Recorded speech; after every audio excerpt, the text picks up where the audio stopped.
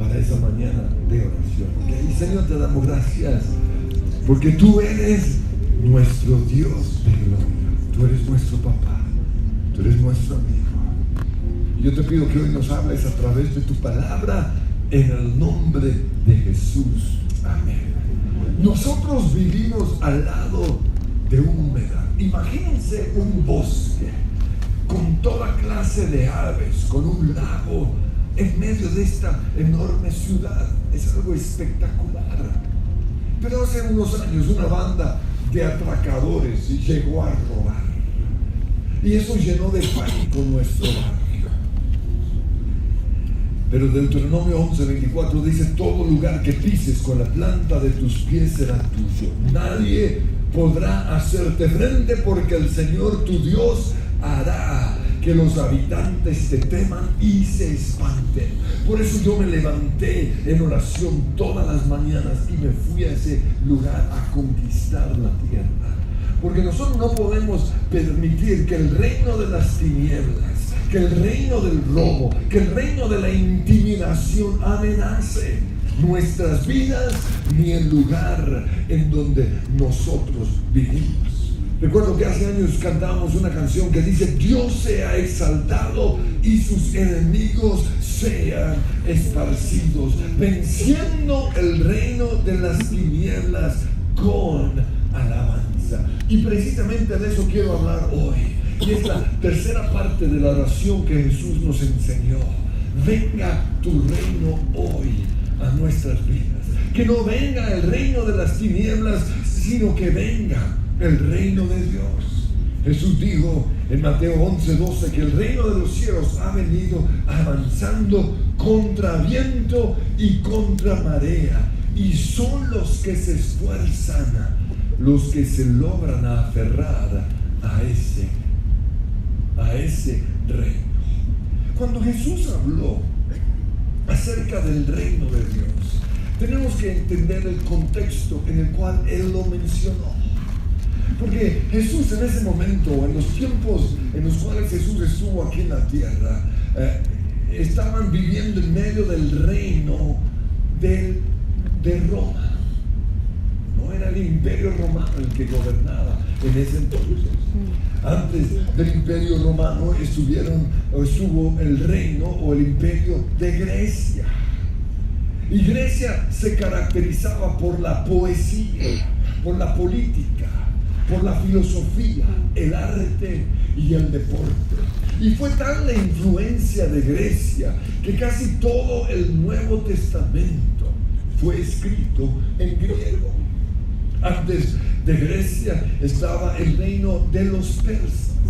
Y hay algo interesante acerca de los persas, y es que 150 años antes del nacimiento de Ciro, el rey de Persia, Isaías profetizó algo acerca de este rey. Usted lo puede encontrar en Isaías 45, del 1 al 6. Esto dice el Señor a Ciro, su ungido, cuya mano derecha llenará de poder. Ante él los reyes poderosos quedarán paralizados de miedo. Esto dice el Señor: iré delante de ti, Ciro, y allanaré los montes, echaré abajo las puertas de bronce y cortaré las barras de hierro. Te daré tesoros escondidos en la oscuridad, riquezas secretas, y lo haré para que sepas que yo soy el Señor, Dios de Israel, que te llama por tu nombre. Imagínense esto.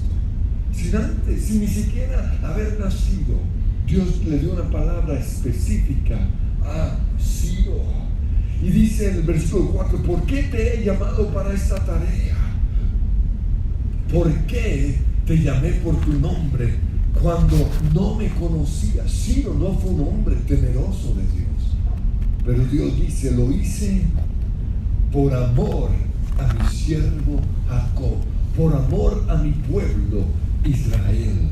Yo soy el Señor y no hay otro Dios. Te he preparado para la batalla, aunque tú ni siquiera me conoces, para que el mundo entero sepa que no hay otro Dios.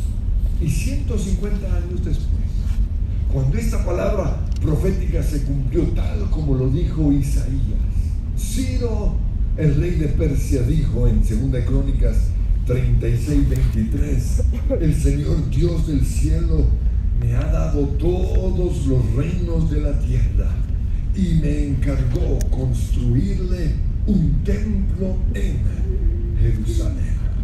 Pues muchos estudiosos de la Biblia dicen que el Ciro moderno es Donald Trump, el presidente de los Estados Unidos. No es un hombre que muchos quieran, sin embargo es un hombre que está dejándose usar por Dios a favor del pueblo cristiano. Y si usted quiere estar enterado de los eventos de los últimos días, sígalo, porque está haciendo cosas que cumplen la profecía bíblica. Antes del reino de los persas encontramos a los caldeos, y ellos eran personas orgullosas de su ciudad de Babilonia, una ciudad impresionante, rodeada de un gran muro, conocida por sus templos y por sus jardines colgantes. Antes de los caldeos estaba el reino de los asirios. Fueron muy ricos, pero usaron la crueldad y el terror para conquistar la tierra. Y antes de ellos estuvieron los egipcios. Los israelitas fueron esclavos de los egipcios durante 400 años. Y ellos hasta el día de hoy han sido reconocidos por sus pirámides y sus tumbas. Entonces, este fue el conocimiento que se tenía acerca de los reinos en el tiempo de Jesús. Y cuando Satanás fue a tentar a Jesús, después de su ayuno de 40 días, la Biblia dice que le mostró los reinos de la tierra. Le mostró el reino de Grecia, mostró a sus hombres sabios, sus conocimientos en la política, mostró también las pirámides de Egipto, mostró la hermosa ciudad de Babilonia, y luego le dice al Señor: todo esto te daré y todo su esplendor si postrado me adoras. Y eso mismo hace hoy Satanás con nosotros. Nos muestra los reinos de la tierra, nos muestra la vida de los ricos y de los famosos, y nos dice: puedes tener esa clase de vida y lo único que tienes que hacer es adorar a las riquezas. Pero Satanás no nos muestra la clase de vida miserable de los que hoy son esclavos de las riquezas, su vida estresante, sus tendencias suicidas. Satanás también nos muestra a los que viven una vida desordenada sexualmente, y nos muestra su aparente felicidad. Y lo único que él dice es: lo único que tienes que hacer es ser esclavo del adulterio, ser esclavo de la pornografía, y tendrás todo esto. Pero no nos muestra aquellos que ya son adictos a la pornografía. Es una de las peores adicciones. Ni tampoco nos muestra a las estrellas de las películas pornográficas, que para poder hacer esas escenas en donde aparentemente tienen placer, ellas tienen que bajar hasta lo más bajo. Está la degradación, que ellas tienen que drogarse. Y cuando ya son adictas a las drogas, los depravados que las usan simplemente las ponen a un lado y traen a otras actrices. El enemigo también nos ofrece el poder, y lo único que tenemos que hacer es ser esclavos del poder. El poder es algo, es un vicio. Cuando la gente comienza a saborear el poder, no lo puede dejar. Esto es lo que le pasa a ciertos políticos, y es una vida de esclavitud.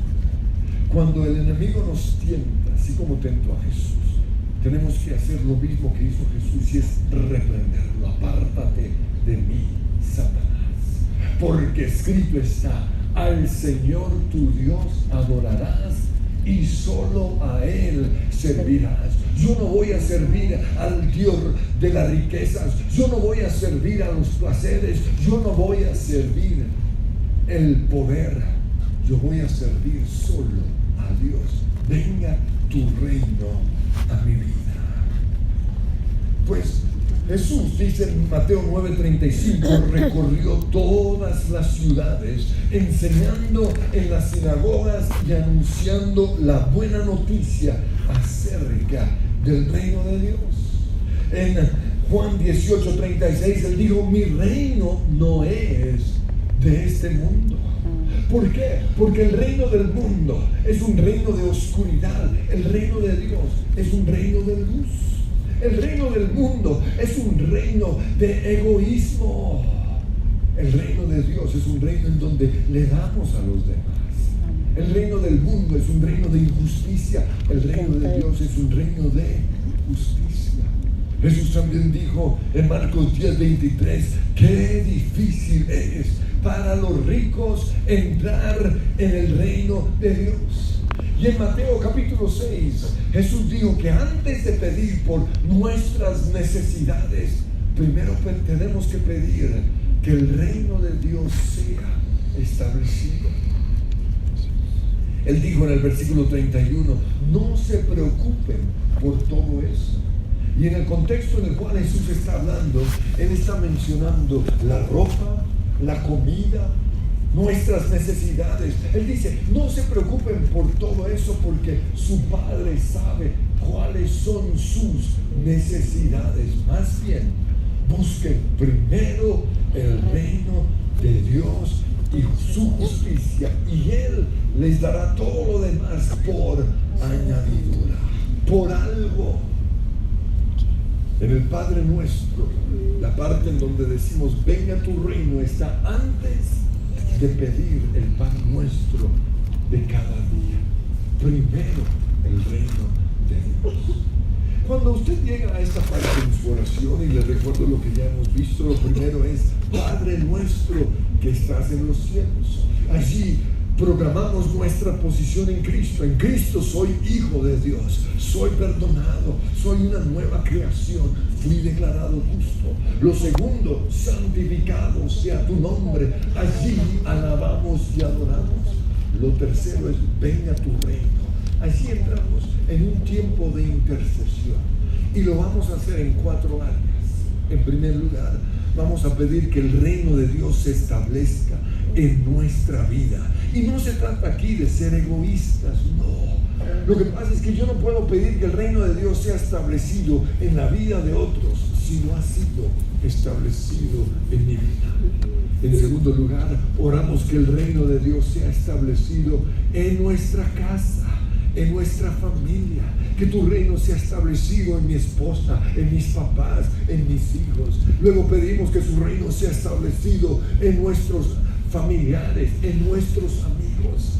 En tercer lugar, pedimos que el reino de Dios sea establecido en nuestra iglesia. En vez de juzgar, en vez de criticar, tenemos que pedir, Señor, que tu reino sea establecido en nuestra iglesia.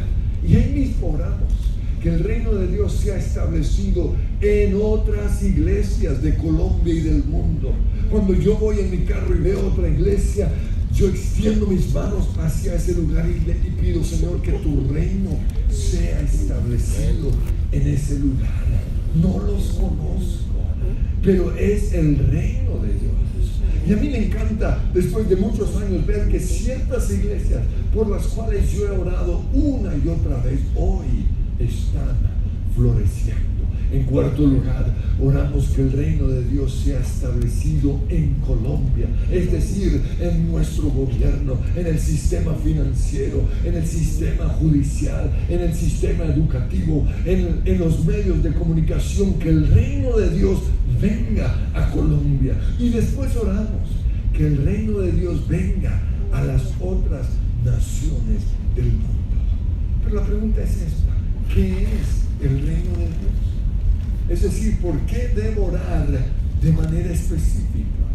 Pues en primer lugar, en Romanos 14:17 dice: porque el reino de Dios no es cuestión de comidas o bebidas, sino de justicia, paz y alegría. El reino del mundo es un reino de injusticias. El reino de Dios es un reino de justicia. El reino del mundo es un reino de pelea, es un reino de egoísmo, es un reino en donde pensamos en nuestro bien particular por encima del bien de otros. El reino de Dios es un reino de paz. El reino de este mundo es un reino de tristeza, es un reino de depresión. El reino de Dios, dice aquí, es un reino de alegría en el Espíritu Santo. En segundo lugar, el reino de Dios es un reino de luz. Jesús dijo en Mateo 5:14: ustedes son la luz del mundo. Esto tiene que ver con nuestra posición en Cristo. Padre nuestro que estás en los cielos. Yo declaro mi posición en Cristo. En Cristo yo soy luz, aunque no parezca. En Cristo soy sano, aunque me sienta enfermo. Así proclamamos en la primera parte nuestra posición en Cristo. Aquí comenzamos a pedir que eso que somos en Cristo sea una realidad. Sigue diciendo: ustedes son la luz del mundo. Dejen que su luz, es decir, que sus buenas acciones brillen a la vista de todos. Entonces en este momento yo comienzo a orar: Señor, tu palabra dice que yo soy la luz del mundo. Por eso yo te pido que mi esposa se dé cuenta que soy luz, porque ella dice: todo el mundo piensa que usted es un santo, pero yo sé cómo usted es realmente. Por eso yo digo: Señor, que ella se dé cuenta que soy luz. Ahí no estoy pidiendo que le tape los ojos, no, le estoy pidiendo que mis acciones brillen a los ojos de ella. En tercer lugar, el reino de Dios es su iglesia. En el Antiguo Testamento, Israel era el pueblo de Dios. Por eso Él la cuidaba, Él la bendecía, Él la protegía. Pero hoy, el pueblo de Dios somos nosotros, su iglesia. Y por eso en Mateo 6, cuando el Señor nos dice, el versículo 33, que busquemos primero su reino, Él nos está diciendo que le demos prioridad a su iglesia. Entonces, en fines de semana como este, que son puente, nosotros lo que tenemos que hacer es, antes de irnos de vacaciones, venir a la iglesia. Por eso la iglesia ayer estaba repleta. Y a mí me dio gusto. Y no solo eso, sino que hoy, mientras llovía, yo dije: no van a venir a la reunión de las 4, esos mediocres. Pero ustedes me mostraron: no, en esta iglesia nosotros buscamos primero el reino de Dios y su justicia.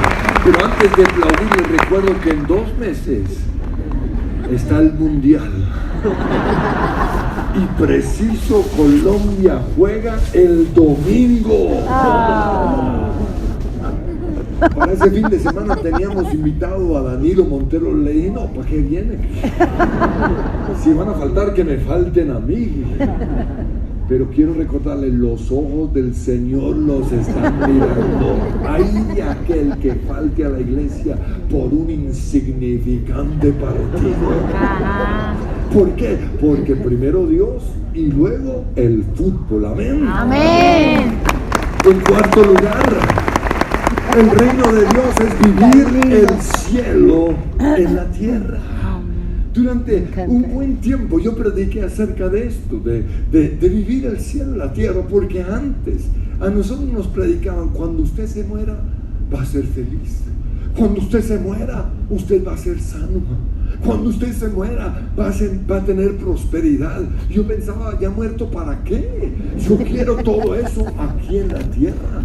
De hecho, hasta cantábamos una canción que decía, como decía, cuán gloriosa será la mañana, así bien campesina, ¿no? Cuando venga Jesús el Salvador. Y comenzamos o cantábamos, allá no habrá necesidad, no habrá pobreza, no habrá tristeza, no habrá enfermedades.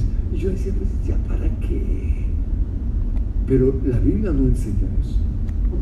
La Biblia dice que aquí en la tierra podemos empezar a saborear lo que va a ser el cielo. Jesús dijo en Mateo 4:17, arrepiéntanse de sus pecados y vuelvan a Dios, porque el reino del cielo está cerca. En quinto lugar, el reino de Dios es sanidad.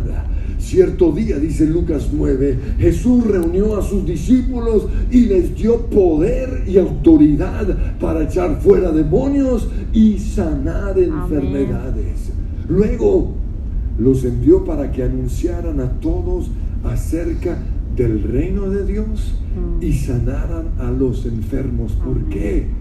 Porque el reino de Dios es sanidad de nuestras enfermedades. Entonces, en esta parte de su oración usted va a pedir, Señor, que yo sea sano, que todo espíritu de enfermedad se vaya. Y esto me lleva al punto número 6. El reino de Dios es echar fuera demonios.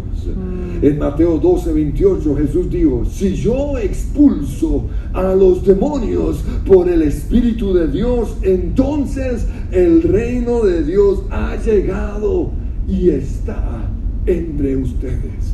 Para meterlos en contexto, Jesús dijo esto, una ocasión en la cual los fariseos dijeron que Jesús echaba fuera demonios por Belcebú, príncipe de los demonios.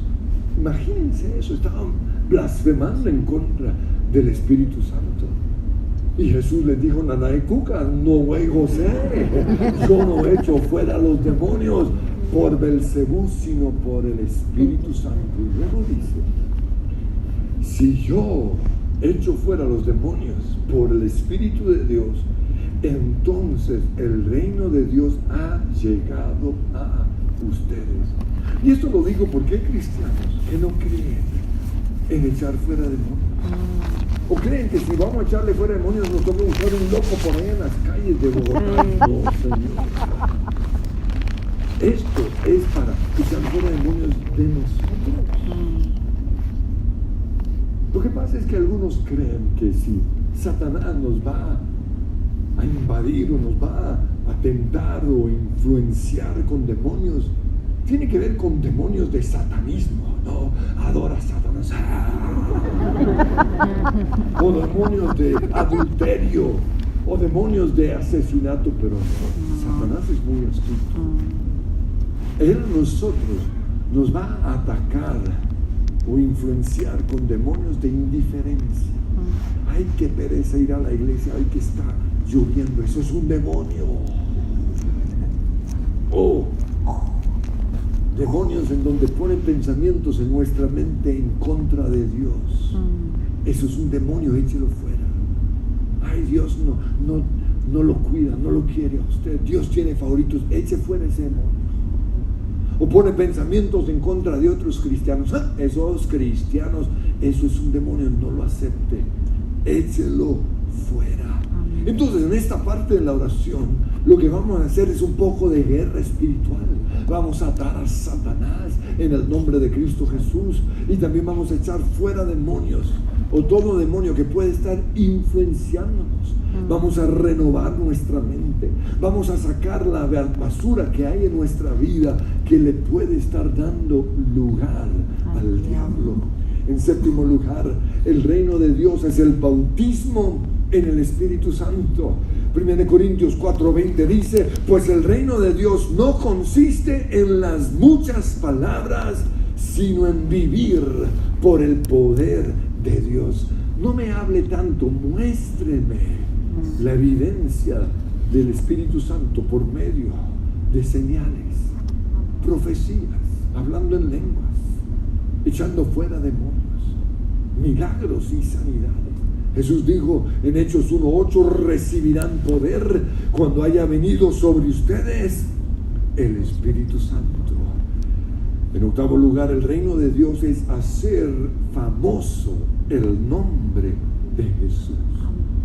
Muchas veces cuando yo veo ciertas cosas, yo pienso, ay, si tan solo Dios viniera y mostrara su poder y callara la boca de esos que se oponen a Él. Pero Él no va a hacer eso. Porque si Él hiciera algo así, la gente lo seguiría por temor o lo seguiría por interés. De hecho, cuando Satanás tentó a Jesús, le dijo que hiciera algo así. Él le dijo, mira, ¿por qué no vas al lugar más alto en Jerusalén, al pináculo del templo, y saltas, no como si fueras Superman o Spider-Man o Batman, y caes ahí en medio de toda esa gente y les dices, no contaban con mi astucia? Esa fue la tentación.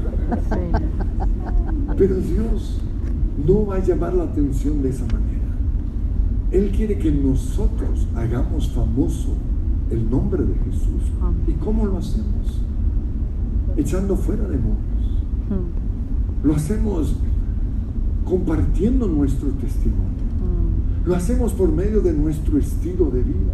Cuando la gente ve lo que Dios ha hecho en nosotros, la Biblia dice en los Salmos que esa gente va a creer en Dios. El reino de Dios también es el gobierno de Jesús aquí en la tierra. Y yo sé que con respecto a los últimos días hay diferentes interpretaciones. Algunos creen que cuando venga Jesús todo se acaba. Otros creen que cuando Jesús venga comienza su reino aquí en la tierra durante 1000 años. Ahora, yo todavía no he tomado mi posición. A mí me gusta estar abierto a las diferentes posibilidades. Pero cuando yo pienso en esta interpretación me parece espectacular. Imagínese Jesús reinando en la tierra durante 1000 años. Y que esta tierra sea como Jesús o como Dios originalmente quiso que fuera.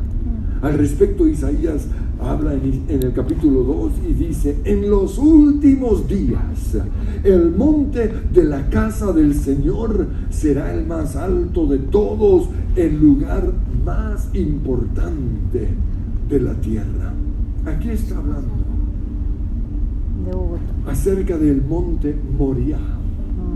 Es el monte de Sión, como en la Biblia se nos habla. Lo que pasa es que hoy en Jerusalén se le ha dado el nombre de monte de Sión a una cosita insignificante en la esquina de Jerusalén. Ese no es el monte de Sión.